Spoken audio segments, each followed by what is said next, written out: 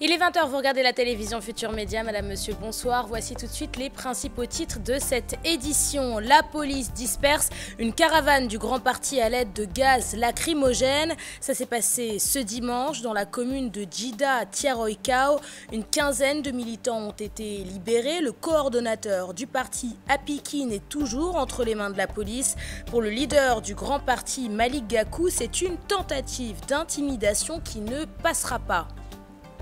Les militants de Khalifa Sall rassemblés à la mairie de la Patte d'Oie pour, encore une fois, dénoncer l'emprisonnement du maire de la ville de Dakar, une détention qu'ils qualifient d'arbitraire. Le maire de Mermoz-Sacré-Cœur était également présent. Barthélémy Diaz s'est prononcé sur le rassemblement vendredi du mouvement Y'en a marre et sur les récentes attaques du maire de Guédiawaye et frère du chef de l'État, Aliou Sall. Le régime d'Abdoulaye Wade est celui de Macky Sall, comparé par le Rassemblement des travailleurs africains Sénégal. Pour ces derniers, le bilan de l'actuel chef de l'État est satisfaisant. Pour les élections législatives, le RTAS sera dans la mouvance présidentielle. 28 ans après le conflit sénégalo-mauritanien, la situation des réfugiés reste critique au Sénégal. Ce dimanche, de nombreux réfugiés mauritaniens se sont réunis pour dénoncer leurs conditions de vie et leur statut d'apatride. Le président de la Ligue sénégalaise des droits humains menace de porter plainte contre l'État du Sénégal.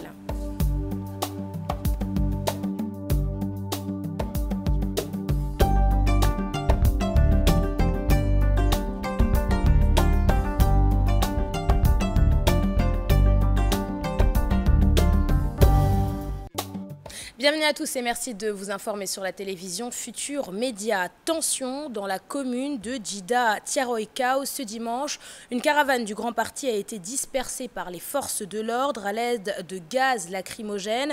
Une quinzaine de militants du parti de l'opposition ont été interpellés. Ils ont fini par être libérés tous à l'exception du coordonnateur du Grand Parti Apikine. Interpellé sur la situation, le secrétaire général Malick Gakou parle d'une tentative d'intimidation qui ne passera pas. Retour sur les événements, c'est avec Salif Sow. À l'aide de gaz lacrymogène, la police disperse la manifestation politique du Grand Parti. Les jeunes du GP résistent. Des pneus ont été brûlés dans l'axe Texaco-Marché Nyetimbar. Les deux camps se sont aussi affrontés devant les locaux du commissariat de Thiaroye. Les forces de l'ordre renforcent leur dispositif. Résultat des courses, une quinzaine d'opposants interpellés. Parmi eux, le coordonnateur communal du GP à Djida Tiaroïkao, Gaïndé Badiane. Selon la police, l'activité politique n'a pas été autorisée. Pour El Hadji Malick Gakou, ceci n'est qu'une tentative d'intimidation, mais elle ne passera pas à jurer la main sur le cœur le président du Grand Parti. Les locaux de la mairie de la Patte d'Oie pris d'assaut ce dimanche par les militants de Khalifa Sall, toujours en détention. Pour les soutiens du maire de la ville de Dakar, l'emprisonnement de ce dernier est arbitraire. Ils soutiennent mordicus que Khalifa Sall n'a rien à se reprocher. Chertidiane Dione et Diafar Abba. Amis, proches, sympathisants de Khalifa Sall envahissent littéralement les artères de la Patte d'Oie et des parcelles assainies. Objectif, soutenir leur mentor en prison. C'est un sentiment d'injustice qui gangrène un peu le cœur des Sénégalais. C'est pour cela que les gens ont répondu spontanément. Et par rapport à cette démarche destinée à faire des visites de proximité, nous n'avons qu'un seul objectif, demander l'État de libérer l'otage politique Khalifa Sall et Bamba Fall et consorts.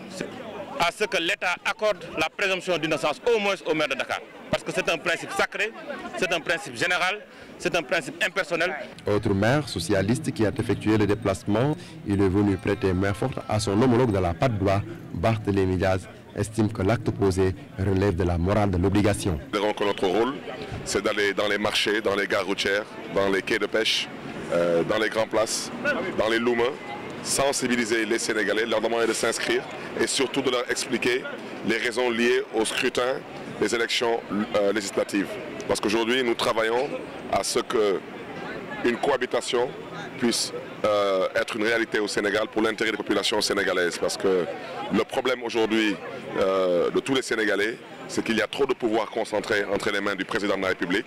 Le président de la République en abuse et c'est une preuve avec ces arrestations qui en réalité n'ont qu'un seul but, c'est d'éliminer, d'isoler des adversaires politiques. Au cours du dit rassemblement, les souteneurs du maire de Dakar ont distribué les premiers numéros de Kaddu Askan Wi, un livre qui met en évidence les enquêtes sur la démocratie dans notre pays. Kaddu Askan Wi n'est autre que le condensé de l'état de dégradation de la démocratie depuis Macky Sall.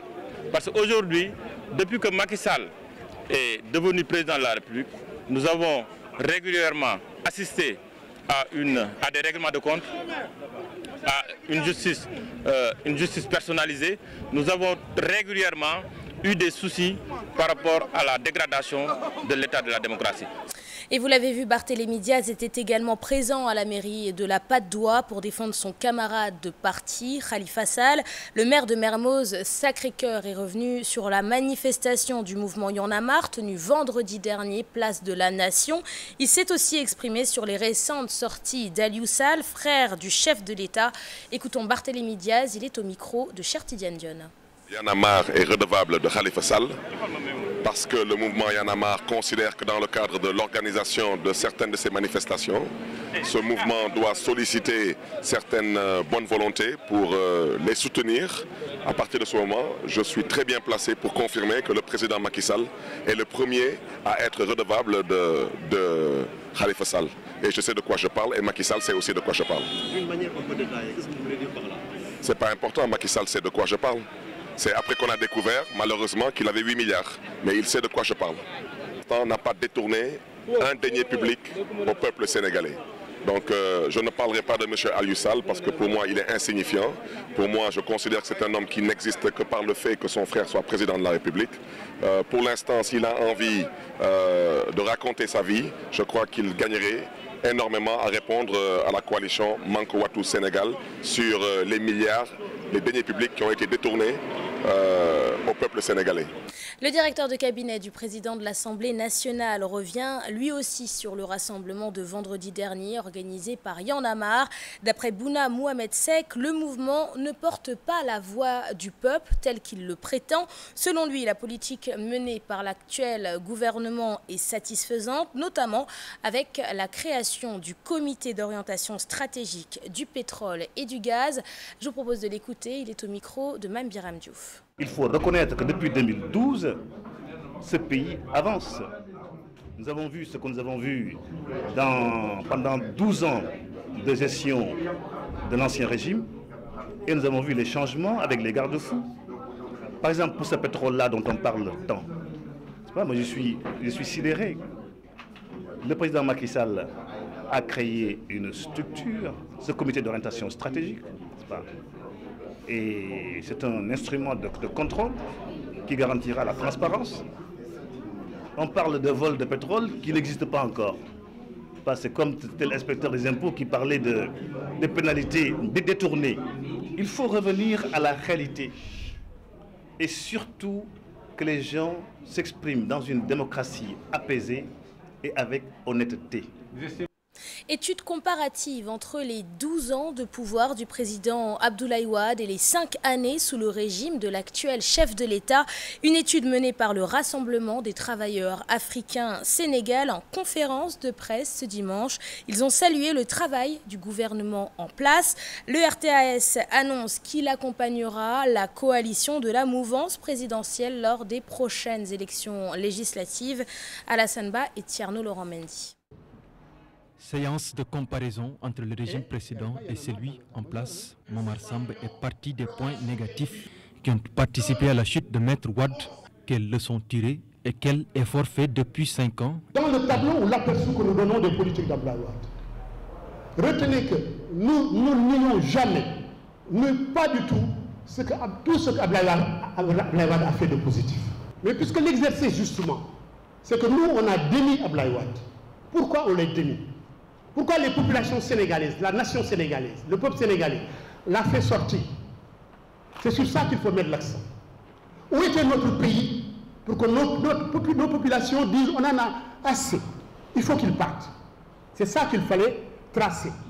C'est les marqueurs fondamentaux du régime Souad par rapport aux politiques développées. C'est ces marqueurs qu'on a essayé d'identifier, de capturer et d'essayer de traduire sans nier ce qui a été fait de positif.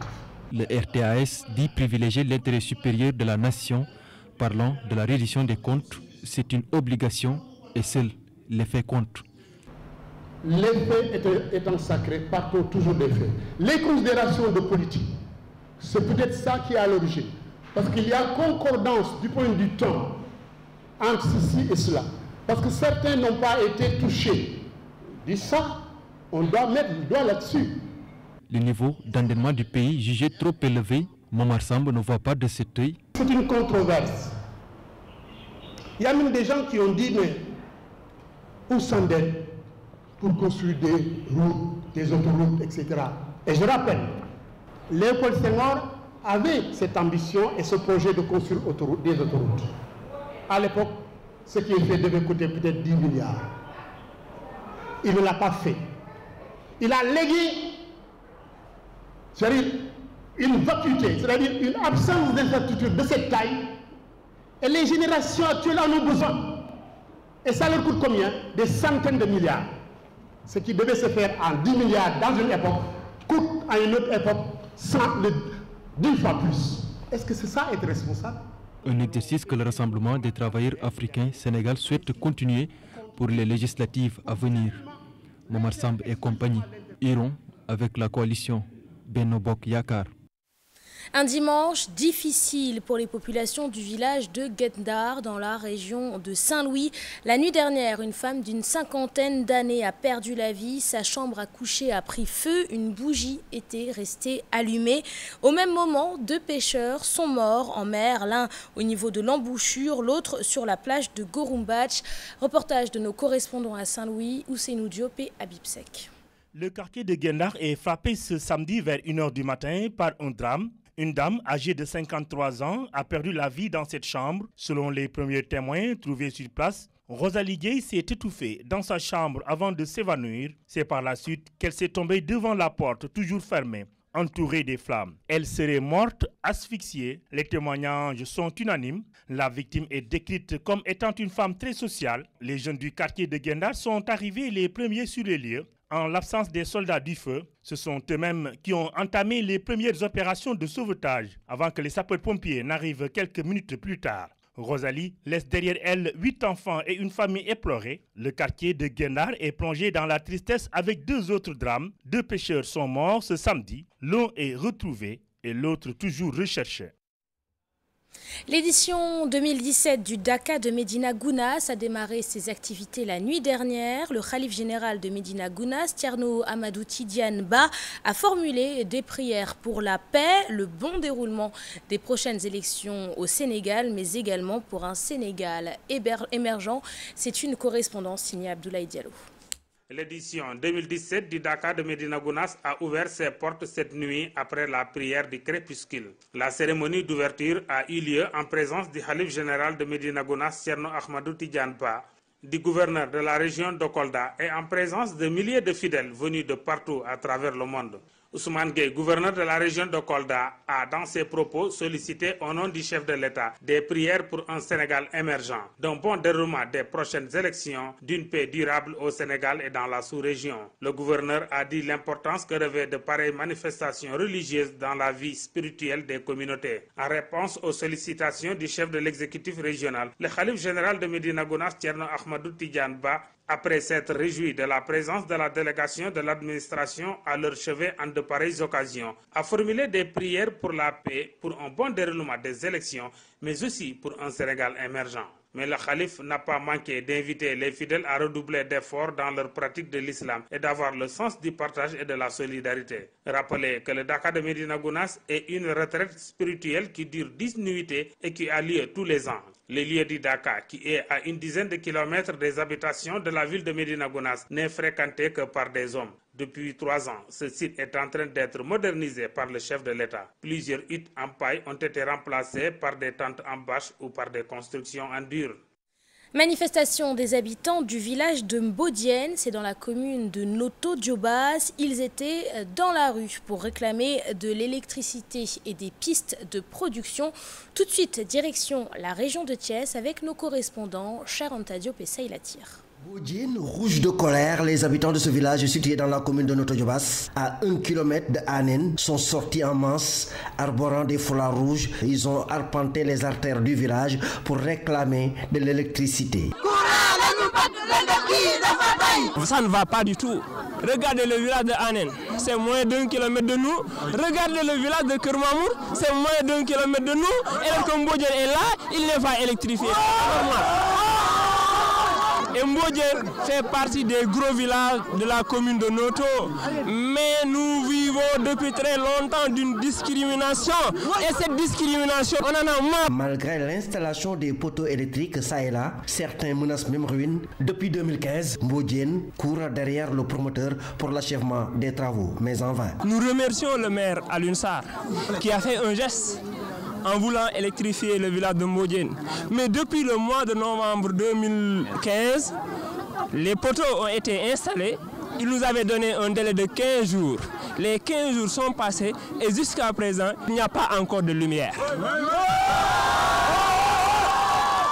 C'est pour cette raison que les populations de Mbodiène sollicitent l'appui des autorités locales et étatiques pour l'électrification du village. Le porte-parole des jeunes a laissé entendre que si rien n'est fait d'ici 2 mois, Mbodiène va boycotter les élections législatives. On a parlé de n'importe quel projet au Sénégal et nous, on n'a pas encore bénéficié de quoi que ce soit. C'est anormal, mes camarades. Nous lui donnons un délai. D'ici les législatives, si le village de Mbodiène ne sera pas entièrement électrifié, nous voterons contre. Ou bien encore, nous boycotterons les élections législatives. Nous lui donnons un délai de 4 mois. Donc c'est à lui de voir. On lui demande de venir terminer son installation, d'électrifier le village de Mbodiène. La marche a tiré en longueur. Il y avait une bousculade indescriptible.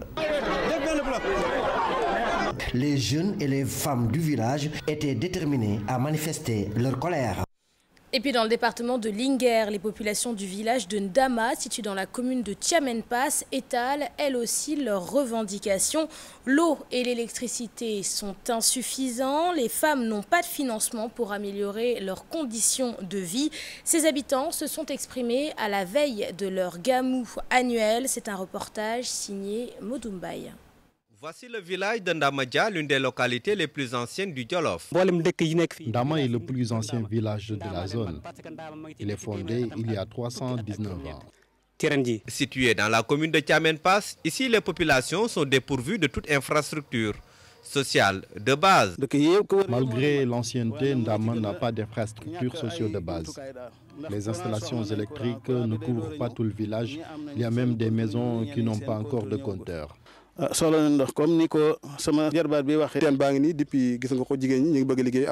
puits n'a pas d'eau. Depuis qu'il a été creusé, les femmes ont du mal à puiser de l'eau. Créée depuis 2013, l'école élémentaire du village fonctionne toujours avec des abris provisoires.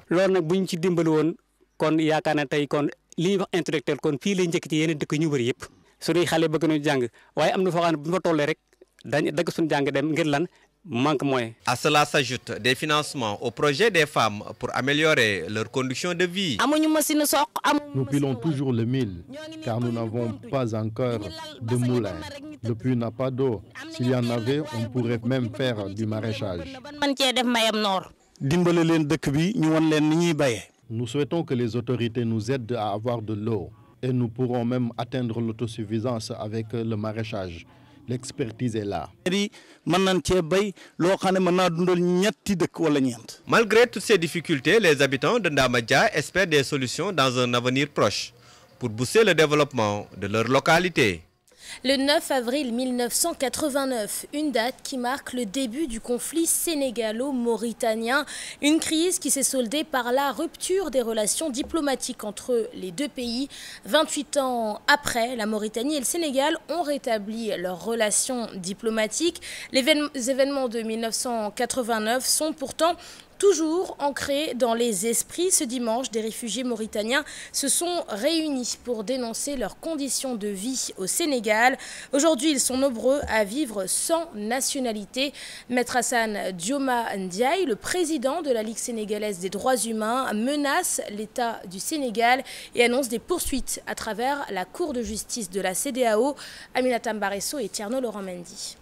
Depuis les événements survenus en 1989, ces réfugiés mauritaniens sont établis au Sénégal. Mais de cette date à nos jours, certains peinent à s'identifier. Ils ne disposent plus d'une pièce d'état civil. Aujourd'hui, les réfugiés n'ont pas de document d'identification. Un individu qui vit dans un pays et qui n'a pas de document qui lui permettent de circuler librement, de travailler, est fortement handicapé. L'État du Sénégal est tenu pour responsable de cette situation d'apatridie. Ils ont été victimes justement d'une dénégation de nationalité par leur propre pays. Et quand ils se retrouvent au Sénégal, dans la même situation d'apatridie, ça pose un problème.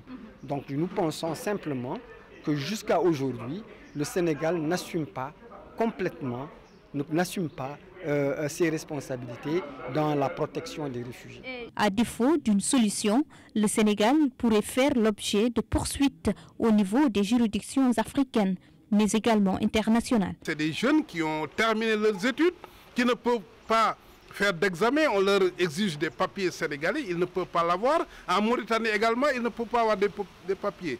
Et ça, c'est inacceptable. Aujourd'hui, la seule solution, malheureusement, qui s'offre, c'est d'attaquer le Sénégal devant la Cour de justice de la CEDEAO pour, évidemment, violation des droits fondamentaux des réfugiés mauritaniens. Autre préoccupation de ces réfugiés mauritaniens établis au Sénégal, un recensement pour disposer du nombre exact.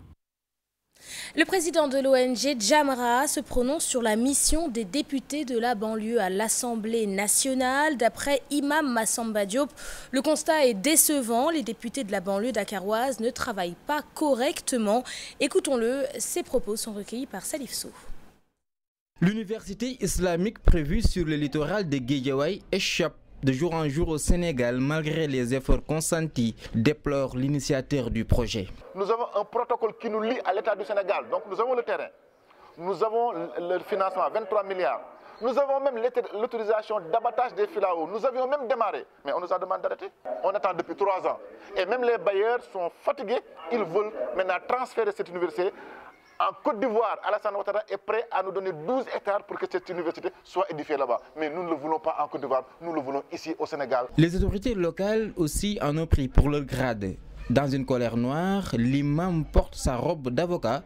Pour lui, les nominés et élus de la banlieue de Dakar se servent et ne servent point leur localité, laissée en rade. Nous allons faire de sorte que le mois prochain, nous allons convier tous les Pikinois, toutes les Pikinoises à venir en masse ici pour qu'ensemble nous puissions voir dans quel but on pourrait faire de sorte que Pikine soit boosté, pour que Pikine puisse sortir du gouffre dans lequel il se trouve. Pikine peut élire au moins 2 chefs d'État, 2 présidents. Demandez au maire de la ville de Pikine qu'est-ce qu'il a fait pour Pikine au plan infrastructurel. Pikine n'a absolument rien du tout. Pikine reste sur la dernière roue de la charrette. Nous ne sommes pas satisfaits de ce qu'ils sont en train de faire. Ils pouvaient faire mieux.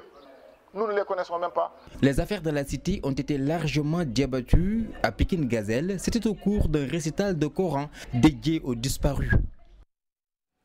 Les 1er et 2 avril, les peuples de la Guinée-Bissau et de la communauté Mandjak de la Casamance se sont retrouvés à Samine, dans le Balantakunda, pour le mémorial de feu Ibrahima Mendy, ancien député Mandjak de la Casamance. Pendant ces 2 jours, la culture Mandjak a été revisitée.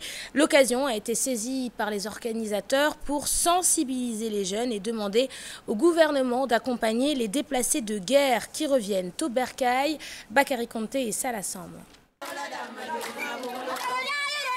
Toutes les facettes de la culture Mandjak ont été revisitées pendant ces 2 jours. Une occasion pour les organisateurs de sensibiliser les jeunes du Balantakunda et de la Guinée-Bissau. Ce brassage entre ces jeunes de la Guinée et du département de Goudomp est une très excellente chose.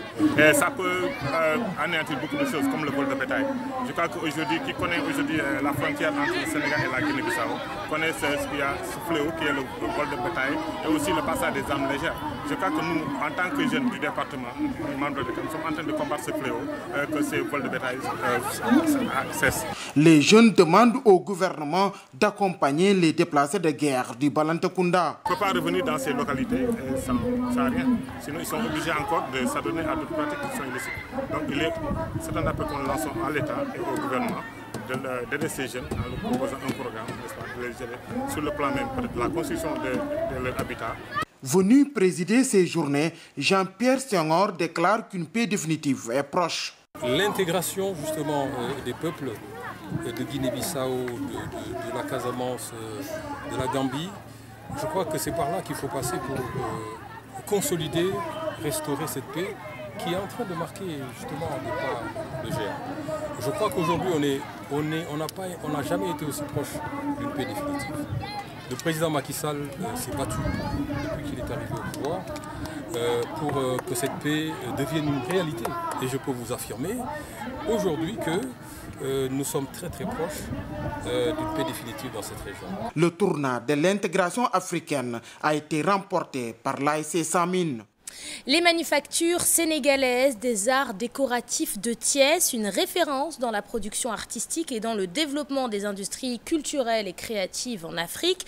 En ce moment même se tient une exposition itinérante, 51 ans après l'inauguration de l'entreprise par le président Léopold Sédar Senghor, Aïssatou Paye et Younous Diatta.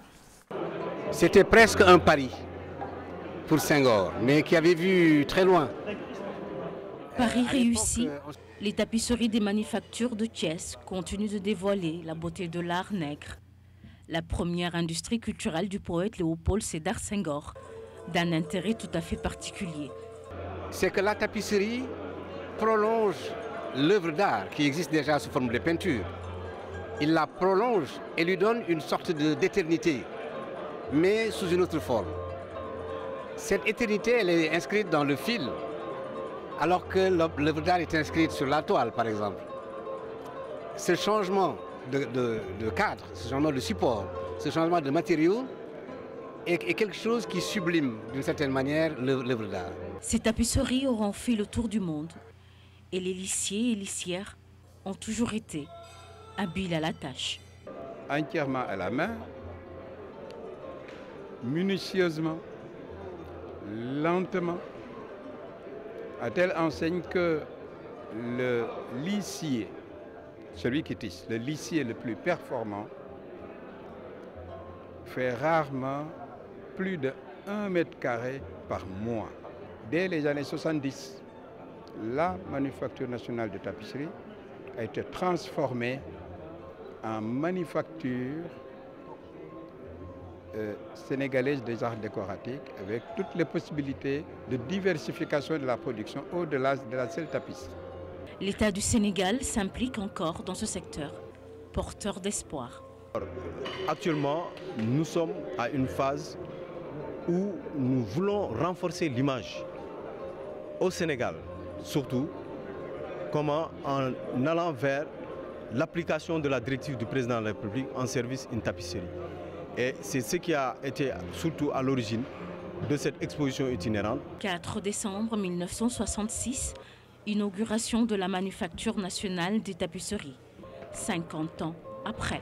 Comme le disait le président poète, les manufactures ont su exprimer sous une forme plastique les rêves dont se nourrit notre peuple, le vieux fond de mythes et de légendes qui a toujours traduit l'art nègre.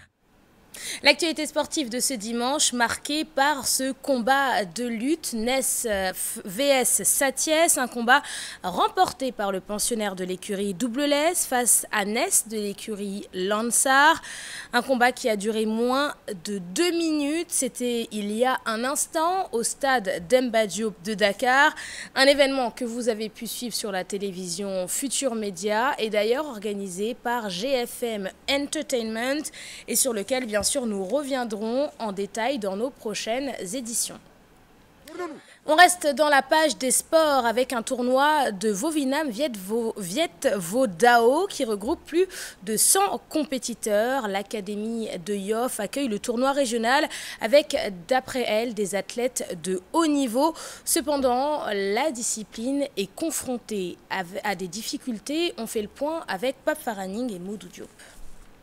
Des démonstrations bien maîtrisées, une série de combats self-défense. Le Vovinam Viet Vo Dao se porte bien à Yoff avec un niveau bon, vu le résultat lors des grandes compétitions. Au niveau national aujourd'hui, Dakar est leader.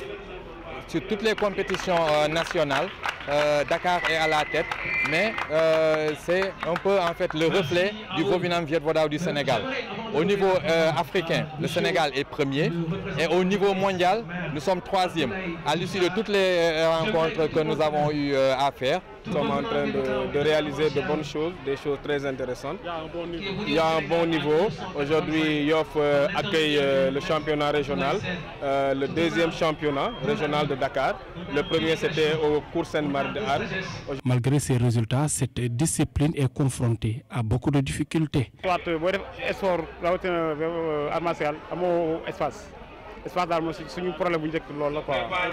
voyez même parfois, ce sont les pratiquants même qui prennent de leur argent pour aller en compétition.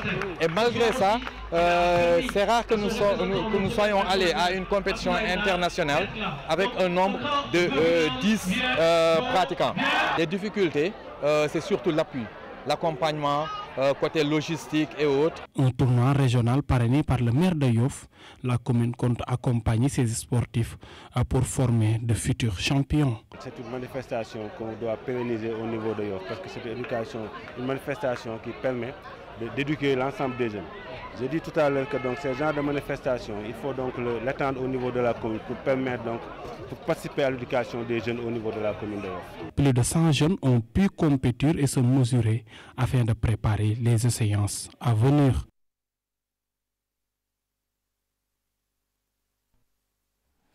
C'est la fin de cette édition. Merci de l'avoir suivi. Merci de votre fidélité. Je vous souhaite de passer un excellent dimanche soir et vous souhaite également un très bon début de semaine. Bonne soirée à toutes et à tous.